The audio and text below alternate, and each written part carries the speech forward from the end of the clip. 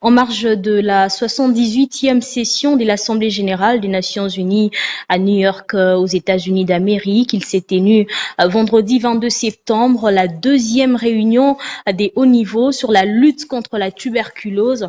Le thème retenu est faire progresser la science, les finances, l'innovation et leurs avantages pour mettre fin à de toute urgence à l'épidémie mondiale des tuberculoses tout en garantissant ainsi un accès équitable à la prévention, au dépistage, au traitement et aux soins.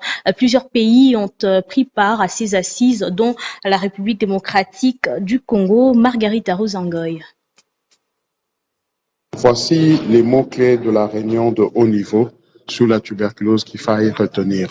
Les avancées faites ont été énormes, mais les cibles 2022, telles que convenues en 2018, n'ont pas été atteintes. Les cibles sur la prévention, le diagnostic et le traitement des cas de la tuberculose n'ont pas été atteintes. Il faut améliorer les interventions de lutte sur la prévention, le diagnostic et le traitement de la tuberculose. Il faut combler le gap de financement dans la lutte contre la tuberculose. Et pour un pays comme la RDC, il faut rendre disponible $1 demi-milliard dans les 7 prochaines années. Il faut rétablir l'équité dans l'accès aux soins de santé à tous.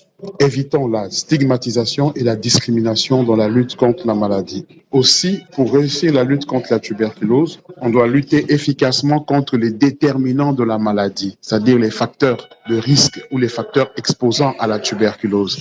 Et chez nous, en RDC, il s'agit essentiellement de la pauvreté, de la malnutrition, du VIH-Sida, du diabète et de l'abus de l'alcool et du tabagisme. Nous devons rechercher, améliorer la recherche, pour se focaliser sur la recherche sur les nouveaux vaccins, sur les nouveaux traitements et sur les nouveaux outils de diagnostic. Enfin, la RDC est appelée à mettre sur pied un cadre de redevabilité multisectorielle qui va lutter efficacement contre la tuberculose, développer une équipe de recherche sur des nouveaux vaccins, créer un partenariat public-privé avec la FEC qui s'occupe des médicaments, pour que les antituberculeux soient fabriqués au Congo, ainsi réduire les coûts d'exportation ou d'achat des médicaments à l'étranger.